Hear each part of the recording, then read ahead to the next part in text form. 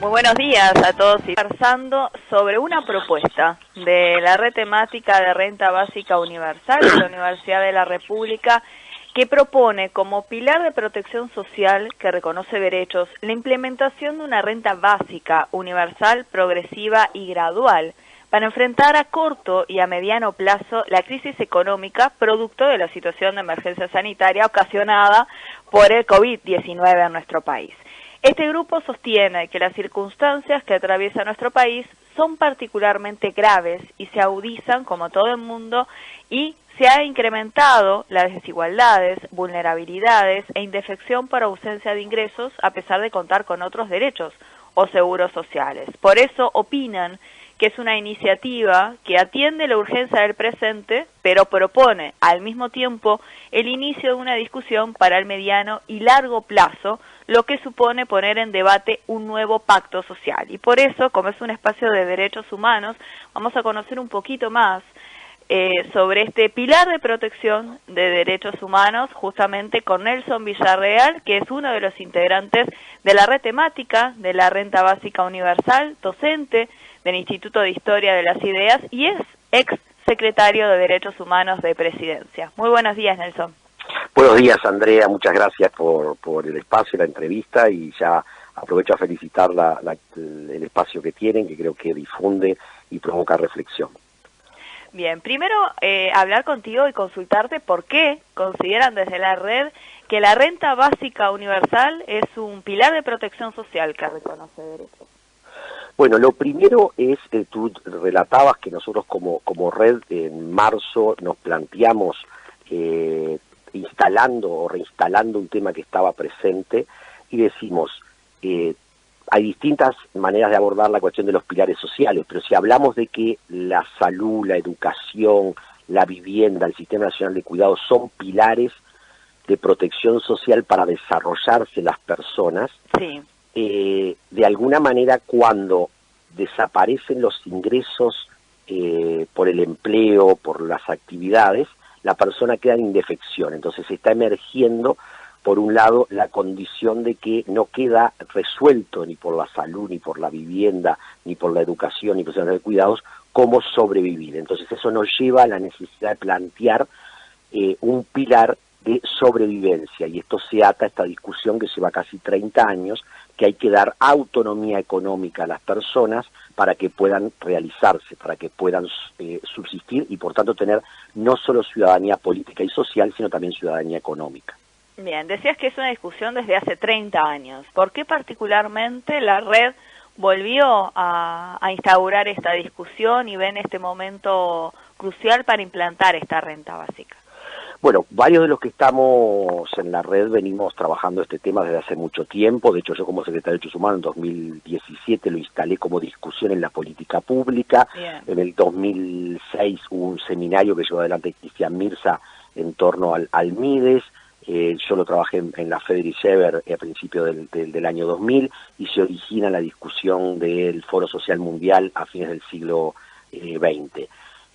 Se reinstala porque la realidad lo trae, pero también porque se venía trabajando y muchas veces las situaciones de crisis tienden no solo a visibilizar lo que está encubierto, como son las desigualdades, la explotación, las grandes contradicciones que están instaladas, y ya que estamos en un espacio de género y derechos humanos, se explicita la violencia de género de manera abusiva en este tipo de situaciones, y entonces, bueno, la realidad lo que ha mostrado que es necesario pensar ese aspecto de los derechos humanos, que son los derechos económicos, sociales, culturales y ambientales en forma integral. Aquí entonces que viene a la discusión a partir de la exigencia de la propia realidad que lo está demandando y permite centrarlo en la agenda política. Bien, ¿cuáles serían estas características de implantación? Ustedes hablan de progresiva y gradualmente en 3 etapas. ¿Cómo sería esta propuesta particularmente? Bueno, primero quisiera decir la condición de lo que es una renta básica universal y distinguirla de otros conceptos de transferencias, de subsidios, porque me parece que sí es importante. ¿En qué sentido? Y es parte de la discusión, ¿no? O sea, esto de resolver un derecho no contentado, un derecho no garantizado, alude no solamente a las condiciones materiales, sino a la posibilidad de la autonomía de las personas, ¿no? Y entonces, la renta básica universal como aspecto de mediano y largo plazo, como tú traías al comienzo, supone que es básica, entendiendo que la renta media y alta las personas la desarrollarían por sus capacidades de empleo, iniciativa o capital, ¿sí? Es universal en tanto cuanto no tiene que ser un principio que termine marginando, como ha sido muchas veces, los subsidios de transferencias que se han dado en otros momentos, que tiene que ser incondicional, es decir, que no está en referencia a que las personas hagan determinada actividad, como fue el caso del plan de emergencia, claro, o otras que han habido. ¿Por qué? Porque acá no solamente se quiere resolver una necesidad, se quiere promover la capacidad de emancipación de las personas. En esa perspectiva de mediano y largo plazo, evidentemente que la discusión vista desde la economía, la política, la filosofía, la ciencia política, las prácticas sociales, ha mostrado de que quizás está mucho más en la economía política centrada la idea de costo-beneficio. Y en esa relación de costo-beneficio parecería ser que hay una primera etapa en la que todos estamos de acuerdo, que en ensayo general lo que llama una renta básica de emergencia. Es decir, sí, es una de las propuestas del PIT-CNT esa. Es parte de la propuesta del PIT-CNT, del movimiento social, es decir, la intersocial. También la oposición, el Frente Amplio tiene esta postura, que es bueno. Lo que se ha visibilizado es que el 23 o 25% de personas en situación de irregularidad laboral, es decir, que son informales, al quedarse sin ingresos, no tienen sustento. Entonces, hay 400.000 uruguayos que de un día para el otro han quedado en esta situación. Hay que tener claro que bajó del 59 al 23 en los últimos 15 años, pero sin embargo subsiste una cuarta parte de la población uruguaya económicamente laboral activa que requiere una apoyatura. Y entonces es ahí donde emerge esta primera fase que nosotros como red consideramos fundamental, y es pensar en esos 400.000 uruguayos a partir de alguna manera de una medición que es la canasta básica alimentaria, ¿sí? El doctor Andrés Blanco, que es el que trabaja este tema y coordina la red, nos ha planteado y hemos planteado en esta discusión cómo de alguna manera esto permitiría anticiparse a un declive que va a ser mayor. Y acá es donde nosotros discutimos el tipo de economía política. No es cierto que el invertir hoy en la transferencia de recursos para sostener esos sectores es a pérdida, por el contrario, va a dar sostenibilidad para que no se agudice aún más la crisis en los próximos meses.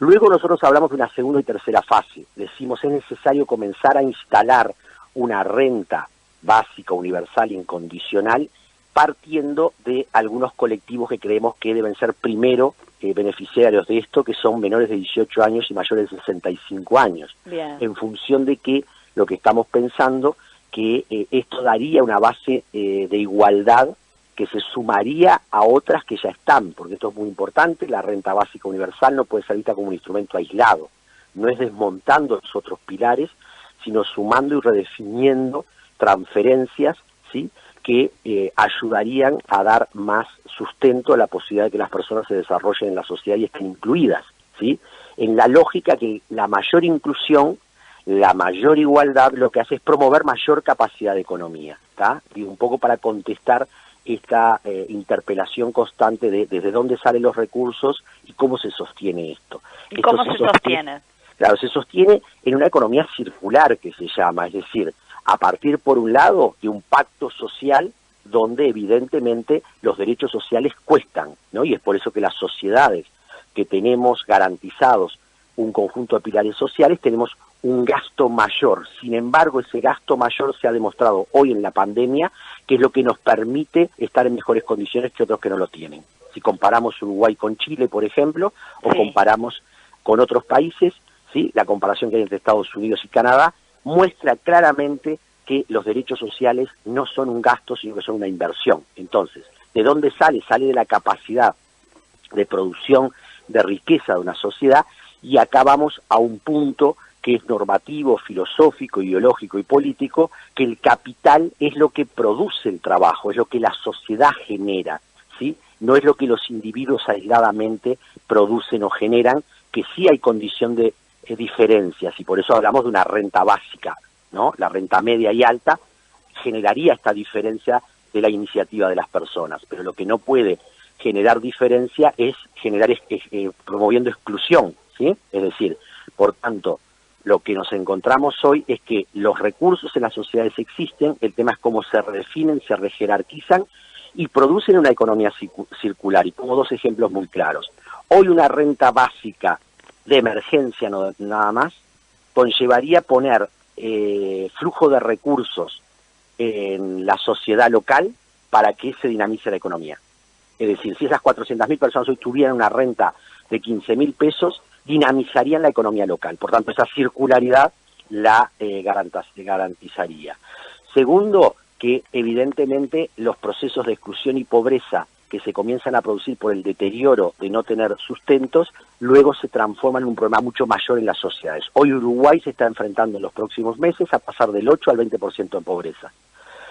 Por tanto, la pobreza, la exclusión, conlleva grandes problemas. Y vuelvo al ejemplo de por qué hoy Uruguay está mejor que otros países ante el tema de la pandemia, no solo por las decisiones políticas que se tomaron, sino porque hay estructuras instaladas, ¿sí?, que le permiten en salud, educación, alimentación, Sistema Nacional de Cuidados, garantizar de que las personas no caigan en peor condición. Entonces, una renta básica universal a mediano y largo plazo para nosotros es fundamental. Hoy parece claro que una renta de emergencia, y en esto compartimos con el movimiento sindical, amortiguaría y sería una gran inversión. Bien, mencionabas, por ejemplo, de las 4 canastas básicas alimentarias, que al valor de día de hoy son aproximadamente 16.000 pesos para poder cubrir las necesidades de los adultos y sus personas a cargo. Eso para poner un poco en contexto. Y hay muchas críticas con respecto a cuando lleguemos a la renta básica universal, mucha gente va a recibir un dinero y puede ser una desestimulación para el empleo. Hay otros ejemplos que sucede todo lo contrario. ¿Cómo sería esto de no estigmatizar y promover justamente esa economía circular que desde la red y desde varios lugares se están implementando y están difundiendo? Bueno, lo primero es que parece falso empíricamente que las transferencias sociales desestimulen la iniciativa y la capacidad de empleo. Todas las experiencias concretas lo muestran. Antes de entrar en la renta básica hay que ver qué pasa con los derechos sociales. Es decir, ¿las personas que tienen garantizadas la salud y la educación dejan de trabajar? No. Es decir, les permite tener mejores condiciones para la autonomía y para trabajar, ¿sí? De la misma forma, se ha comprobado en las experiencias concretas que se han dado de renta básica que estas transferencias, que no tienen que ser vistas solamente con un subsidio económico, y por eso decimos está atada a la emancipación, tienen que estar ligadas no a la condicionalidad como han estado hasta ahora, por ejemplo, que se da la asignación familiar si se manda a los niños a la escuela y a la salud, cuando en realidad el 95% manda a sus hijos a la escuela y a la salud. Estudios latinoamericanos, estudios que ha hecho acá el rector de la Universidad Rodrigo Marín, muestran que efectivamente las personas cuando reciben determinados derechos lo que hacen es ampliar sus capacidades. Bien, lo que sí queda claro que sin condicionalidad pueden haber incentivos, de la misma forma que hay incentivos para la inversión, hay incentivos para la investigación, hay incentivos. ¿Por qué no generar incentivos para que la renta básica genere innovación y creatividad? Es decir, la persona con esa seguridad económica pueda tener más tiempo para estudiar, tenga más tiempo para prepararse. Pero va a generar otra cosa, va a tener que aumentarse los salarios en el mercado. Hoy Uruguay tiene un gran problema y es que el sector empresarial, el sector privado no quiere aumentar el salario, ¿sí? Cuando en realidad los réditos que ha tenido muchos sectores privados en este país, obviamente, estamos hablando previo a la crisis, ¿no?, y a la pandemia, han sido muy altos. Por tanto, si hubiera una renta básica, esto obligaría a emplearse con condiciones mejores y obligaría al capital a pagar mejor, es decir, al sector privado. ¿Por qué la gente quiere más la seguridad de repente de un empleo público? Muchas veces porque está mucho más garantizado. El sector privado debe garantizar en las mismas condiciones, que es la gran resistencia que ha habido. Entonces, en esta lógica, lo primero es que no podemos entender que una renta básica, como ningún otro derecho social, lo que hace es quitar capacidad de iniciativa, pero tiene que haber incentivos. Por otro lado, tenemos que comenzar a distinguir trabajo de empleo. Si el empleo es remuneración, pero el trabajo es acción humana, y esa acción humana va mucho más allá de estar remunerado, es decir, la capacidad de producir y generar desde música, literatura o un software, no está ligado solamente a lo que se cobra, o un buen programa periodístico como que estás haciendo tú, es decir, no está solo ligado en ese sentido. Por otro, una renta básica, y no quiero dejar de lado el tema del enfoque de género, ¿sí? Es decir, no cabe la duda que las desigualdades de género, ¿sí? Pueden estar, están fuertemente afectadas por la falta de autonomía muchas veces de las mujeres. Una renta básica le permitiría, ¿sí?, a las mujeres autonomizarse respecto al poder de los varones en muchos aspectos. Sí tiene un doble problema, es que si eso las lleva a responsabilizarse más de los cuidados, ¿sí? Entonces ahí la renta básica se transformaría en una reafirmación de desigualdad de género, y es un debate que muy bien lo planteó Daniela Guerra en el panel que hicimos en la Agrupación por los Principios en la Facultad de Derecho días pasados. Claro. Eso también está en el limbo. Hablábamos también de las mujeres que se vieron más perjudicadas por esta pandemia también, porque son un sector un poco más vulnerable, y en el hecho también de los cuidados. La renta básica tendría que ser muy equilibrada también para no enfatizar esta estigmatización y esta brecha de género con respecto a los cuidados que siempre hablamos. Claro, yo creo que ahí lo que hay que ver que hay un factor cultural, y por eso no podemos pensar la renta básica fuera de lo que entendemos la reciprocidad, porque hay una corriente de la renta básica muy individualista. Claro. Creemos que tenemos que pensarla en las relaciones de alteridad, donde nos emancipamos mujeres y varones juntos, y por tanto tenemos en la cultura uruguaya un gran problema de violencia de género que va más allá de la autonomía económica. Tiene que ver con una estructura cultural, ¿sí?, que debe ser cambiada, y que la renta básica podría ayudar sobre todo a los sectores populares a que las mujeres no queden dependientes del ingreso de los varones.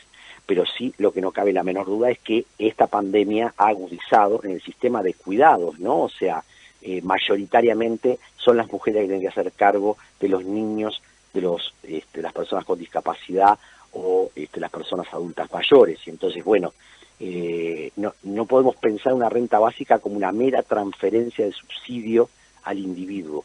Hay que pensarla como una apoyatura a la autonomización, y por tanto tiene que estar tan ligada una renta básica a políticas de género como a políticas de incentivos, a políticas que hacen a las cadenas, a cómo se liga las cadenas de valor, a cómo se involucra con la creatividad y la innovación. Es decir, es un instrumento más en la redefinición del Estado social.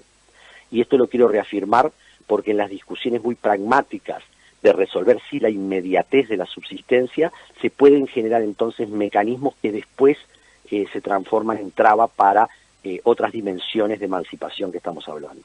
Claro, también seguir visibilizando esa importancia de incorporar los cuidados y tener una mirada sostenible y seguir garantizando esta renta como pilar de derechos. Así es como también Daniela lo mencionaba en esa actividad que tú decías. Totalmente. Para ir redondeando un poco el concepto, mencionar algunos vínculos que está teniendo la red de renta básica de la universidad, tanto con la CEPAL como con la Organización Internacional del Trabajo. ¿Cómo vienen esas charlas, esos vínculos que también desde la CEPAL se ha hablado de la importancia de esta implementación de la renta básica, especialmente en este contexto de emergencia? Sí, bueno, como antecedente tenemos que en 2018 o 17 se hizo la conferencia interamericana acá de la CEPAL, donde tuvimos una mesa donde se discutió el tema con Pablo Llanes de CEPAL, y hoy en estos meses Bárcena, la directora general de la CEPAL, lanza la propuesta muy en la misma lógica que tenemos nosotros de corto, mediano y largo plazo, entendiendo que hay que ir evolucionando hacia esta idea, y es a partir de ahí que en el diálogo que tenemos con Verónica Marante aquí de la CEPAL y con Patricia Roa y Bertranú de la OIT regional, que tuvimos una reunión de la red con CEPAL y OIT para ver, de alguna manera, discutir cómo se puede implementar. Queda claro que CEPAL sí está inscrita en esta lógica de dar pasos hacia una renta básica universal y confluimos en esta primera etapa, y también tenemos con visibilidad la segunda y tercera etapa. No así OIT, que sigue fortaleciendo la idea que la recuperación del empleo es la centralidad, pero habla de lo que se llama un piso social mínimo, es decir, ese piso social mínimo puede ser entendido como una renta en la medida que debe ser garantizado de manera constante, como, bueno, de alguna manera aquí en Uruguay con el tema de las asignaciones familiares, las pensiones relativamente existe, la OIT habla de un piso social mínimo que debe garantizarse a todos las personas para la inclusión. Entonces, estamos en una etapa en este momento de ver la posibilidad de hacer un seminario conjunto que va a ser abierto con CEPAL y OIT y la red de renta básica de la UDELAR.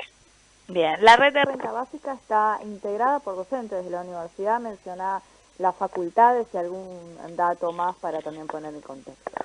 Sí, la red básicamente fue reconocida por el CDC como iniciativa de la Facultad de Derecho y la Facultad de Ciencias Sociales, pero participan algunos docentes también, investigadores de la Facultad de Ciencias Económicas, ha participado también algún economista de la Universidad Católica, es decir, más allá que está centrada en un equipo de docentes investigadores de distintas disciplinas de Facultad de Derecho y Ciencias Sociales, hay gente de Psicología, hay gente de Humanidades, hay gente de Ciencias Económicas y otras universidades han participado puntualmente.